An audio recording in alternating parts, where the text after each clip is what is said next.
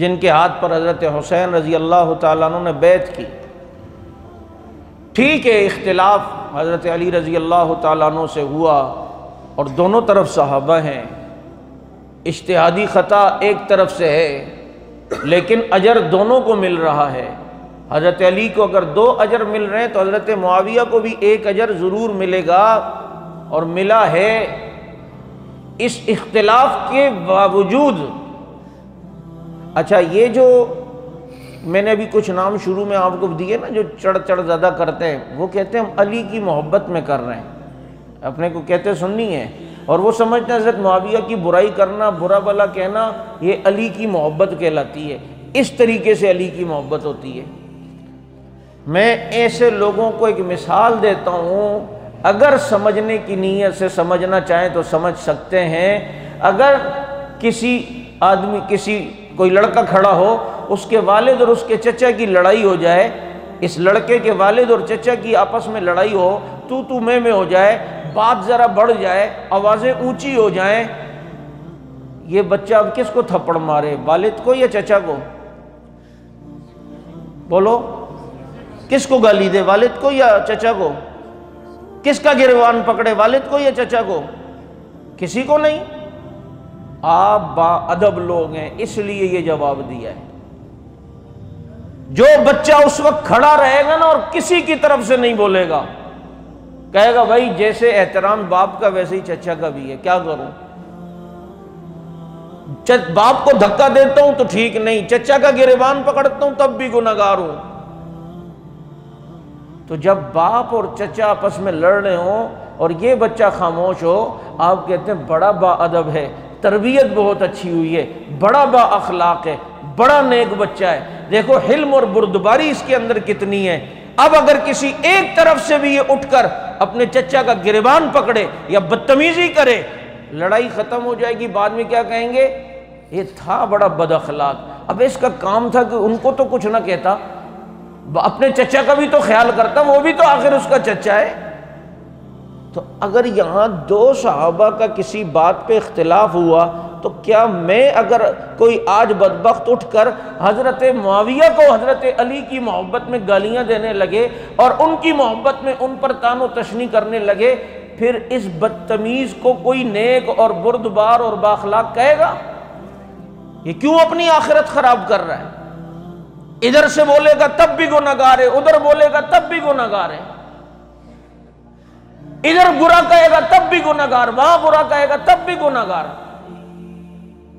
کیونکہ دونوں طرف صحابی ہیں، اختلاف کے باوجود، جنگ کے باوجود، لڑائی کے باوجود صحابیت سے نہیں نکلتے۔ کہتا ہے کیسے؟ میں نے کہا حضرت موسیٰ علیہ السلام طور پر گئے، پیچھے قوم بچڑے کی پجاری بن گئی، اپنے جانور کو مولا بنایا، اس کے نیچے سے گزرتے تھے اور کبھی مولا کے آگے لا کر چاول کی تھال رکھتے تھے، اور وہ جو جانور سامری نے بنایا ہوا تھا، کبھی عورتیں ہاتھ پر ہاتھ پھیر کے اپنے پیٹ پہ مارتی تھیں، کبھی اس کے نیچے سے جاتی تھیں کہ جناب بچہ ہوگا اور یہ ہوگا وہ ہوگا۔ حضرت موسیٰ علیہ السلام جب طور سے 40 دن بعد آئے، قوم کو دیکھا کہ بچڑے کی پجاری ہے، شرک میں پڑ گئی ہے، جانور کو مولا بنا دیا ہے، جانور کو مشکل کشا بنا دیا ہے، سیدھا جلال میں اپنے بھائی ہارون علیہ السلام نبی کے پاس گئے، یہ داڑھی کو پکڑا، یہ سر کو پکڑا۔ قرآن نے اس منظر کو بیان کیا ہے، یبن ام لا تأخذ بلحیتی ولا براسی۔ حضرت ہارون کہتے ہو میرے ماں کے بیٹے، میرے داڑھی اور سر کے بال کیوں پکڑے ہوئے ہیں؟ 2 نبی ہیں، گتھم گتھا ہوئے ہیں، اس کے باوجود بھی موسیٰ بھی نبی ہیں، ہارون بھی نبی ہیں۔ اختلاف علی اور معاویہ میں کسی بات پر ہوا ہے، خدا کی قسم علی بھی صحابی ہیں، معاویہ بھی صحابی ہیں رضی اللہ تعالیٰ عنہما۔ تو اس لیے یاد رکھو، حضرت موسیٰ علیہ السلام اور حضرت ہارون علیہ السلام کے اس اختلاف کے باوجود بھی دونوں نبوت سے نکلیں کوئی کیا؟ بولو۔ اور یہ والی مثال میری یاد رکھنا، یہ بچہ اگر کسی کے حق میں نہیں بولتا دنیا تعریفیں کرتی ہے، تم بھی اس بارے میں خاموش رہو گے نا، قیامت میں محمد تمہاری تعریفیں کرے گا صلی اللہ علیہ وسلم۔ ورنہ بغض ہوا، یہ البدایہ والنہایہ میں ابن کثیر نے اور تاریخ دمشق میں دونوں میں یہ واقعہ لکھا ہوا ہے محمد بن عبد الملک رحمۃ اللہ علیہ ابدال صفت ولی اور بزرگ گزرے ہیں، انہیں وقت کا ابدال کہا جاتا ہے۔ ان کے زمانے میں ایک شخص تھا راشد الکندی، وہ حضرت معاویہ پر بہت باتیں کرتا تھا، برا بھلا کہتا تھا۔ تو ایک دن یہ محمد بن عبد الملک رحمۃ اللہ علیہ نے خواب دیکھا، خواب میں دیکھا کہ اللہ کے نبی ہیں اور اللہ کے نبی کے ساتھ ابو بکر، عمر، عثمان، علی اور معاویہ رضی اللہ عنہم بھی موجود ہیں، یہ حضرات بھی ہیں۔ تو اتنے میں حضرت عمر اٹھے اور کہا اللہ کے نبی یہ راشد الکندی ہمیں برا بھلا کہتا ہے۔ تو نبی نے اسے غصے سے دیکھا، اس نے کہا اللہ کے نبی میں ان کو کچھ بھی نہیں کہتا، میں تو صرف معاویہ کو برا بھلا کہتا ہوں، باقی کسی کو نہیں کہتا۔ تو اللہ کے نبی نے حضرت معاویہ کو ایک نیزہ دیا اور کہا مارو اس کو۔ حضرت معاویہ نے وہ نیزہ لیا اور جو اس کے سینے میں مارا اس کے گلے میں، تو اس سے وہ خواب میں مر گیا۔ تو محمد بن عبد الملک رحمۃ اللہ علیہ تفسیر البدایہ میں لکھا ہے کہ اٹھے، صبح ہوئی نا تو اسی راشد کندی کے گھر پر گئے۔ جب گھر پہ گئے گھر والوں سے پوچھا، کہا کہ رات تو اس نے خودکشی کر لی، اس کے گلے پر تیز دھار آلہ تھا۔ وہ کہنے لگے تمہیں کیا پتا، اس نے خودکشی نہیں کی ہے، خواب میں اللہ کے نبی نے معاویہ سے مروایا ہے۔ اور اس کے ذیل میں لکھا ہے یہ بات کہ اس شخص نے یہ تعویل پیش کی کہ اللہ کے نبی میں ابو بکر، عمر، عثمان، علی کو تو کچھ بھی نہیں کہتا ہے، تو میرے محترم ہیں، میں تو صرف معاویہ کو کہتا ہوں۔ تو حضرت عمر نے جو یہ فرمایا کہ یہ ہمیں برا بھلا کہتا ہے، حالانکہ وہ حضرت عمر ان حضرات کو تو نہیں کہتا تھا، اس سے پتہ چلتا ہے کہ معاویہ کو برا کہنا باقی صحابہ کو برا کہنے کے مترادف ہے۔ معاویہ کو برا کہنا باقی صحابہ کو برا سمجھنے کے مترادف ہے۔ پھر بات ہوتی ہے وہ جی معاویہ نے تو خلافت کو بادشاہت میں بدل دیا تھا، کتابیں بھی لکھی ہے نا، خلافت ملوکیت اور فلاں ملوکیت اور ملوکیت اور خلافت اور ملوکیت۔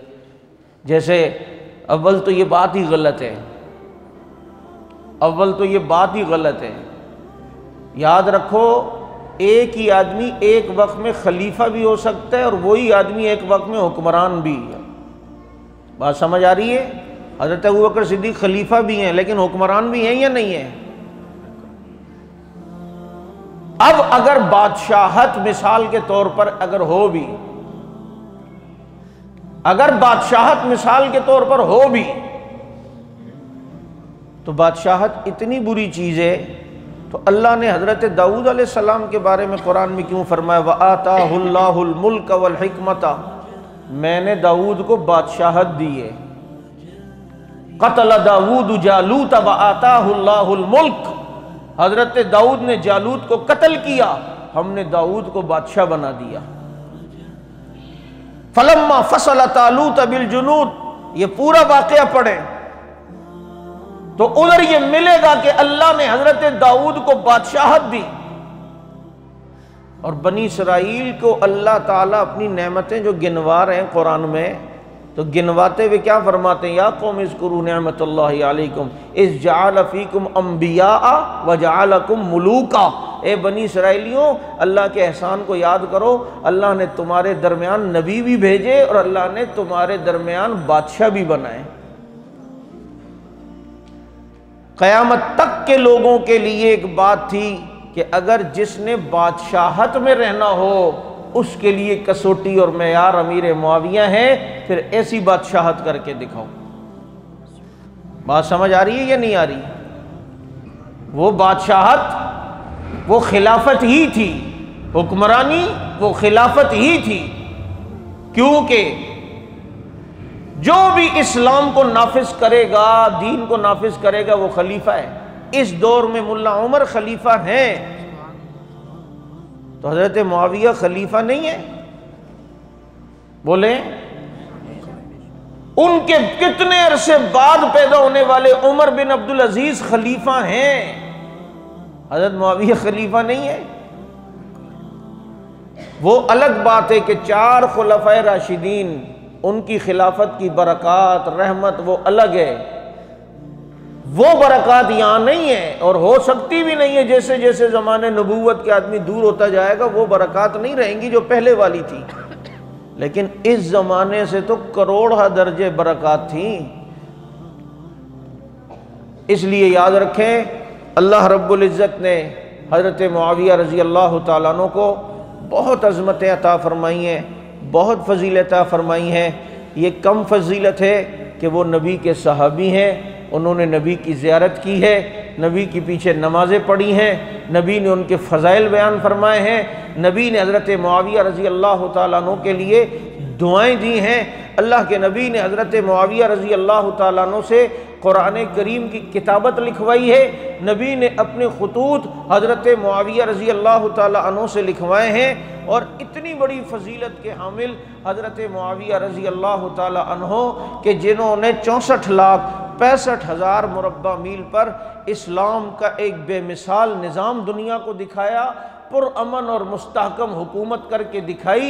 حضرت معاویہ رضی اللہ تعالی عنہ نے خدا کی قسم سبائیت اور روم کے جو باقی کچھ حصے رہتے تھے انہیں دن میں تارے دکھائے، کہاں حضرت معاویہ بیٹھے ہیں، اور آپ کے ملتان، پشاور، سوابی، افغانستان، ترکستان، یہاں تک معاویہ کی فوجوں کی گھوڑے آئے ہیں اور روندا ہے ادھر کو، اور یہاں پر اسلام کے جھنڈے گاڑ کے بتایا ہے کہ رسول اللہ صلی اللہ علیہ وسلم کے صحابی نے اسلام کی کتنی خدمت کی ہے۔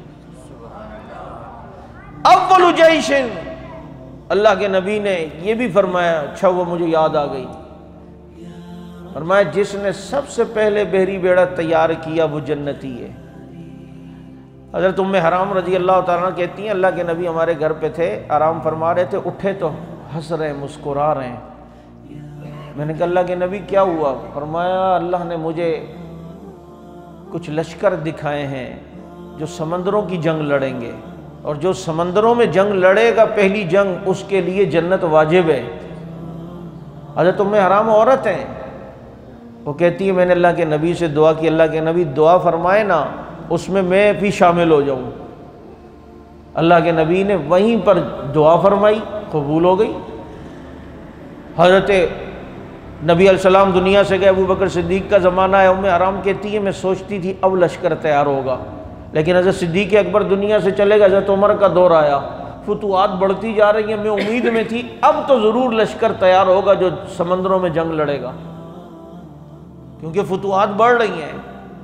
لیکن حضرت عمر کا دور بھی چلا گیا تو حضرت عثمان کا دور آیا، تو حضرت عثمان کے دور میں حضرت معاویہ رضی اللہ تعالیٰ عنہ کو حکم دیا گیا، انہوں نے افریقہ چونکہ فتح ہو چکا تھا وہاں کے جنگلات کٹوائے، ان لکڑیوں سے کشتیاں بنائیں، اور پھر عالم اسلام میں صدا لگائی گئی آؤ جس نے سمندروں کی جنگ میں حصہ لینا ہے آئے، معاویہ کی سربراہی میں وہ جنگ ہونے والی ہے۔ ام حرام کہتی ہیں خدا کی قسم میرے نبی کی دعا میرے حق میں ایسی قبول ہوئی، اللہ نے مجھے اس وقت تک موت نہیں دی جب تک اس فضیلت کو حاصل نہیں کر لی۔ سب سے پہلی بحری جنگ لڑنے والے، اس کے قائد، اس بحری لشکر کا امیر وہ ابو سفیان کا بیٹا حضرت معاویہ ہیں رضی اللہ تعالیٰ عنہ۔ 22 رجب ان کا یوم وفات ہے۔ علماء اکرام کے نیو بیانات سننے کے لیے آپ ہمارے فیس بک پیج کو لائک کریں اور ہمارے یوٹیوب چینل کو سبسکرائب کر کے بیل آئیکن پر کلک کیجیے۔ اپنی نیک دعاؤں اور تمناؤں میں ادارہ سعد نشریات کو یاد رکھیں۔ شکریہ۔ علماء حق کی آواز، سعد نشریات۔